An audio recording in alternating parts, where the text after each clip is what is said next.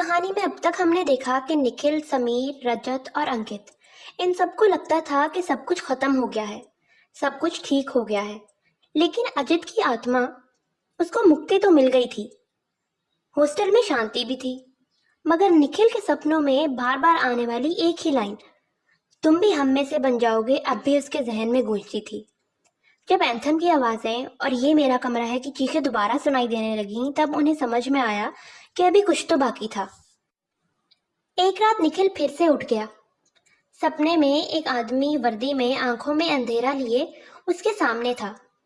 तुम सिर्फ कहानी के पहले हिस्से को समझ पाए हो, अब असली सच्चाई जानने का वक्त आ गया है। तुम भी हम में से बन जाओगे।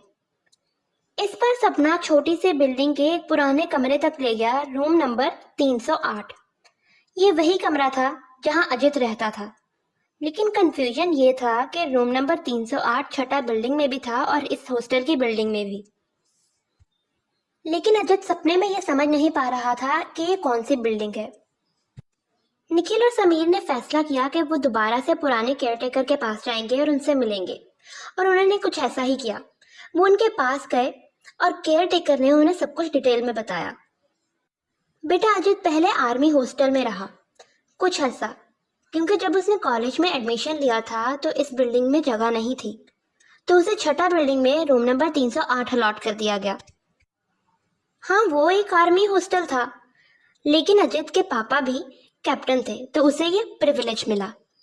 तब तक किसी को ये नहीं पता था कि वो कमरा कैप्टन अरविंद बख्शी का है। वो उसका पर्सनल बैरक हुआ करता था जब वो कैडेट था।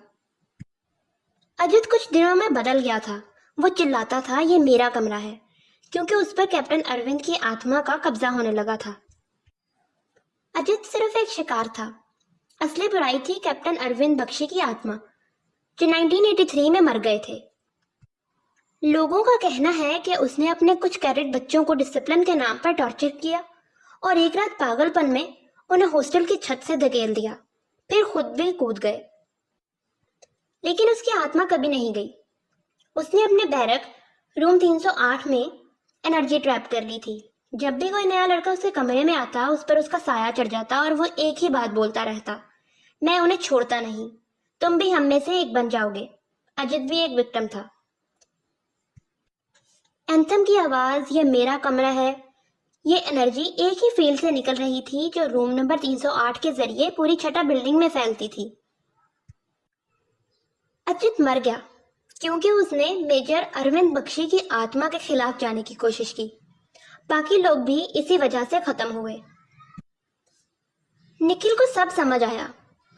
अजित की डायरी में उसने पढ़ा था कि अजित ने वर्दी पहने आदमी के बारे में सबको बताया था, लेकिन किसी ने उसकी बात नहीं मानी।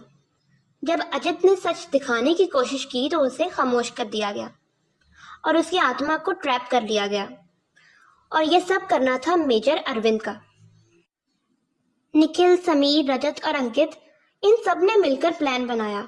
उन्होंने कॉलेज लाइब्रेरी से बिना परमिशन के पुराने हॉस्टल के रिकॉर्ड्स उठा लिए और कुछ स्पिरिचुअल बुक्स भी। एक बुक में लिखा था, आत्मा तब तक मुक्ति नहीं पाती जब तक उसके इरादे पूरे ना हो जाएं या उसका साइकिल तोड़ ना दिया जाए। मेजर अरविंद का एक साइकिल था, डिसिप्लिन के नाम पर अपनी सोच दूसरों पर थोपना और फिर उसी में लोगों को शामिल करना।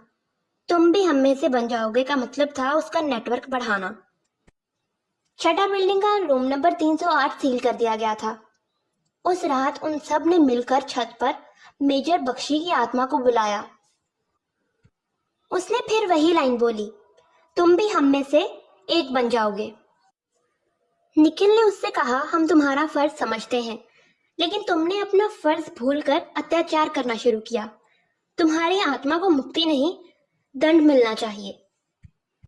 उसी मोमेंट अजीत की आत्मा भी दिखाई दी, शांत और रोशन। उसने बख्शी की आत्मा से कहा, तुम मेरे जरिए वापस आना चाहते थे, लेकिन मैं तुम्हारा रास्ता बंद कर रहा हूं। दोनों आत्माएं गहरी रोशनी में आईं। बख्शी की आत्मा चीखी और उसने प्रोटेक्टिव सर्कल के अंदर आने की कोशिश की कि वो उन लड़कों को तबाह कर दे, लेकिन ऐसा वो नहीं कर पाई और वापस साइकिक लूप में बांध दिया गया उसे। उसका साया छठा बिल्डिंग से हमेशा के लिए मिटा दिया गया था। रूम नंबर 308 को परमानेंटली सील कर दिया गया था। कैप्टन बख्शी की आत्मा अब वहां नहीं थी। एंथम कभी नहीं बजा, ये मेरा कमरा है की आवाज अब कभी दोबारा नहीं गूंजी। अजित की आत्मा आखिरकार शांत हो गई थी और निखिल ने अपनी डायरी में लिखा, कुछ कहानियां सिर्फ हॉरर नहीं होती, वो जिंदा लोगों के लिए सबक होती हैं। जो डर के पीछे सच है उसे समझना जरूरी होता है।